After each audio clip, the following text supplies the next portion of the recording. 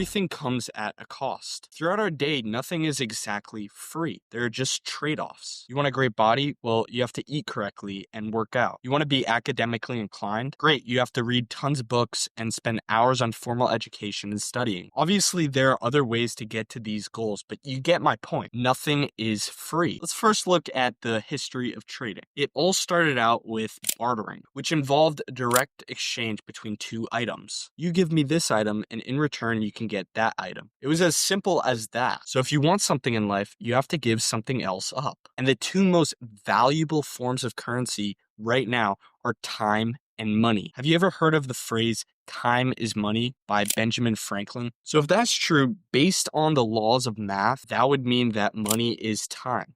Your time. And in most cases, if you sacrifice your time, you receive money. This is an obvious statement. You work a job, you receive a payment. Let's see if that works if you switch that around. In most cases, if you sacrifice your money, you receive time. That doesn't work. You can't get time back. It's impossible. No billionaire is able to go back into the past, no matter how much money they throw at this problem. So if you can always get money and not always get time, why are people so obsessed with getting large sums of cash? Everyone wants a cool car, Ferrari, Porsche, Lamborghini. People think they're the shit when they have a cool car. You might be thinking, well, now he's going to talk about how the car doesn't have the value, you have the value, but I'm actually going in a different direction. The Psychology of Money by Morgan Housel.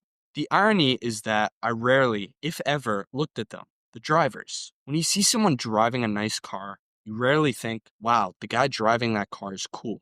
Instead, you think, wow, if I had that car, people would think I'm cool. Today in this society, we are so caught up on how we are perceived. I talk about that in one of my other videos that you should definitely check out. We have this ideal version in our minds that we want to be recognized as. Everything has a price. And with most things, it's pretty evident what that price is because there's a number on the tag. The interesting thing in life is that with the intangible items, the cost is a lot harder to pinpoint. And it's a lot harder to ask the question, what exactly am I giving up for this? What if the cost of that car isn't just money? What if the real price is your peace of mind, your authenticity, just to maintain how others see you and perceive you? In this day and age, money can almost get you anything or anywhere. Keyword almost. Well, here are some things that money can't buy: loyalty, respect, true love, fulfillment, character, and finally, time. Money can't buy time. You can never get time back. So they are not equals. Money does not equal time. And that is why time is so precious and invaluable. Now and then, I do think of what it would be like if I could go back to being a kid. What I would do differently or how I would act. But I don't have to worry about that because it can't happen. All I can do is think about the now. The key takeaway from this video is to spend time with your loved ones while you still have them around, because you'll never know how much time you have with someone.